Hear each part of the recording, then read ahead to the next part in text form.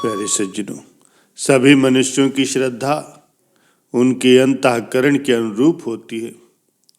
अक्सर लोगों का कहना है कि हम लोग तो बहुत वर्षों से सत्संग करते चले आ रहे हैं और अपनी समझ और शक्ति के अनुसार साधना भी करते हैं, पर जैसी उन्नत होनी चाहिए वैसी उन्नत दिखाई नहीं पड़ती।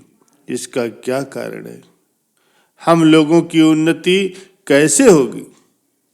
प्यारे सज्जनों, इसका उत्तर ये है कि श्रद्धा और विश्वास की कमी ही साधना में रुकावट डालने वाली है। इसलिए श्रद्धा के विषय में गहराई से विचार करके अपनी श्रद्धा को बढ़ाना चाहिए। श्रद्धा के योग्य 4 चीजें होती हैं, जैसे ईश्वर, कोई ज्ञानी संत महापुरुष, शास्त्रों आदि का पठन पाठन और अपनी आत्मा। इन चारों में से किसी एक पर भी पूर्णतया श्रद्धा विश्वास हो जाए तो मनुष्य का सहज ही कल्याण हो सकता है। श्रद्धावान मनुष्य ज्ञान को प्राप्त होता है और ज्ञान को प्राप्त करके वो बिना विलंब के तत्काल ही भगवत प्राप्ति का मार्ग प्राप्त कर अपना कल्याण कर लेता है। इससे यही समझना चाहिए कि श्रद्धा की कसौटी है तत्परता की, और तत्परता की कसौटी है मन इंद्रियों का संयम। क्योंकि जितनी अधिक श्रद्धा होगी उतनी ही साधना के लिए इंद्रियों का संयम होना जरूरी है। हम लोगों को ईश्वर पर इस प्रकार से दृढ़ विश्वास करना चाहिए कि ईश्वर है, सर्वव्यापी है, सर्वज्ञ है, अंतर्यामी है, परम दयालु है और सर्वशक्तिमान पार ब्रह्म परमात्मा है। उसकी प्राप्ति होने पर मनुष्य के सारे दुख, दुर्गुण, दुराचार, आलस्य, प्रमोद, अज्ञान का विनाश हो जाता है और संसार के भ्रम जाल से छूट जाता है। प्यारे सज्जनों, संत रामदास की बात को अगर आप समझ लेंगे तो फिर ईश्वर को भी समझ लेंगे। संत रामदास जी जब भी प्रार्थना करते थे तो उनके होंठ कभी नहीं हिलते थे। एक बार शिष्यों ने उनसे पूछा, स्वामी जी, हम प्रार्थना करते हैं तो हमारे होंठ हिलते हैं, पर जब आप प्रार्थना करते हैं तो आपके होंठ नहीं हिलते। आप पत्थर की मूर्ति की तरह खड़े हो जाते हो। आप कहते क्या है अंदर से? क्योंकि अगर आप अंदर से भी कुछ कहते होंगे तो होंठों पर थोड़ा सा कंपन और चेहरे पर बोलने का भाव तो आ ही जाता है, लेकिन वो भाव आपके चेहरे पर कभी नहीं आता।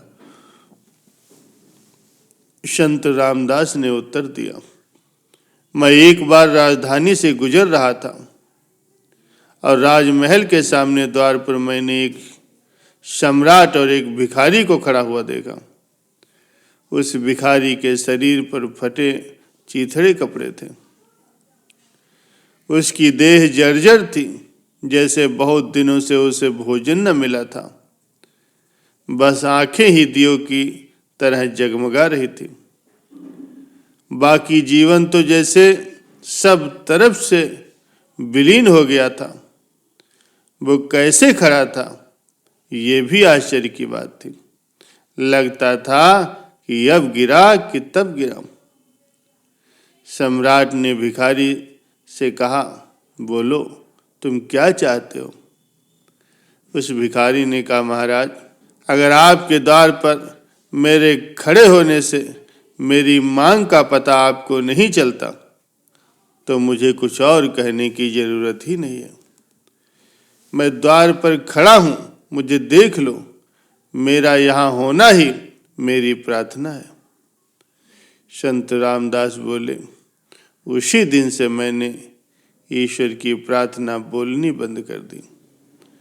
मैं प्रार्थना के द्वार पर खड़ा हूं, वो मुझे देख लेंगे या देख रहे हैं, मैं क्या कहूं? अगर मेरी स्थिति कुछ नहीं कह सकती तो मेरे शब्द भला क्या कह सकेंगे।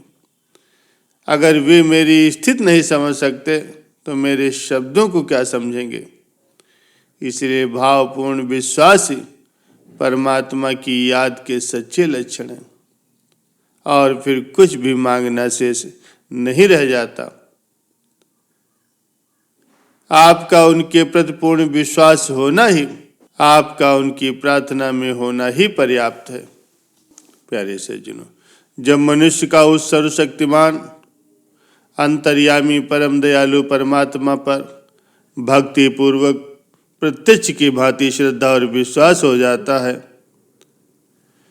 तब फिर उसके द्वारा जो कुछ भी कार्य होता है वो भगवान की आज्ञा के अनुसार ही होता है।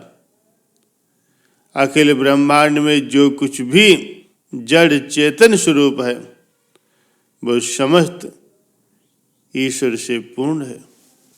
प्यारे सज्जनों, हमें ये भी विश्वास करना चाहिए कि ज्ञानी संत महापुरुष बहुत से हुए हैं और वर्तमान में भी हैं तथा भविष्य में भी होते रहेंगे, जो कर्म योग, भक्ति योग या ज्ञान योग के द्वारा पार ब्रह्म परमात्मा को प्राप्त होते हैं।